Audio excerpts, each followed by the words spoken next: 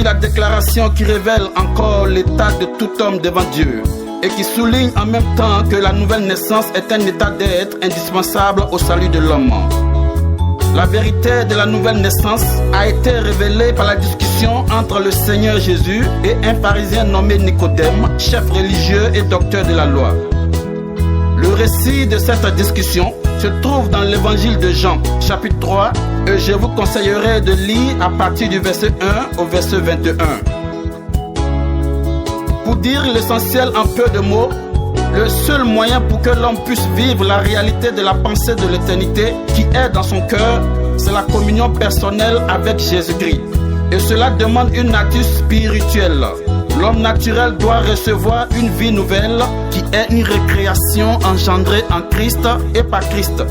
Cette vérité exclut à jamais la possibilité du salut par le mérite de l'homme.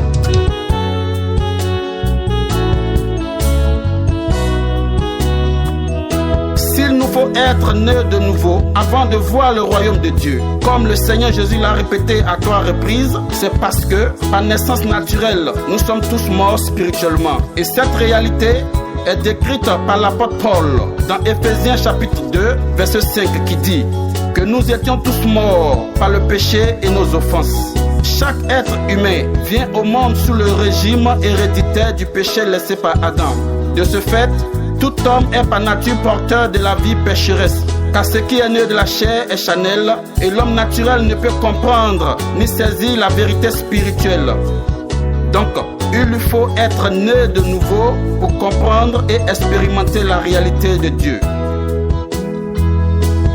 Être né de nouveau est entièrement l'œuvre de Dieu, et c'est le plus grand besoin de l'homme. C'est l'acte par lequel l'Esprit du Seigneur vient recréer notre être corrompu par le péché et souillé par nos offenses.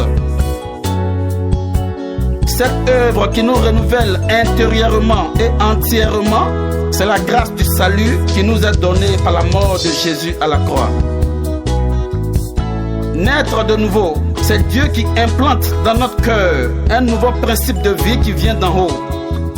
Et nous passons de la mort à la vie, des ténèbres à la lumière et du mensonge à la vérité, seulement par la foi dans le sacrifice de Jésus à la croix, qui a été fait pour sauver l'homme du péché, le purifier de ses offenses et le restaurer dans une relation vivante avec Dieu.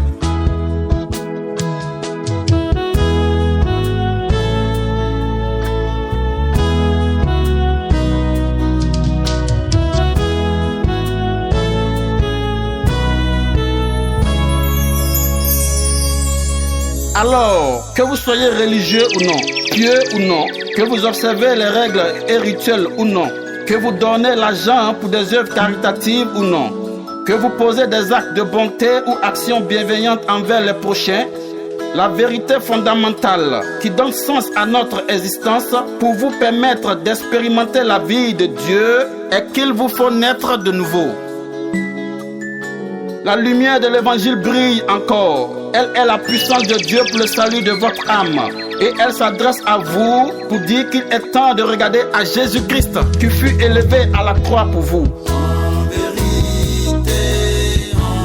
Là où vous prenez place en lui sur la croix, et lui, il prend place en vous par son Esprit Saint, afin de vous permettre d'expérimenter la réalité de l'amour divin manifesté à votre égard.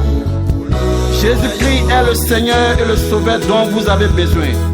Alors je vous invite à vous reconnaître tel que vous êtes et à lui soumettre votre vie.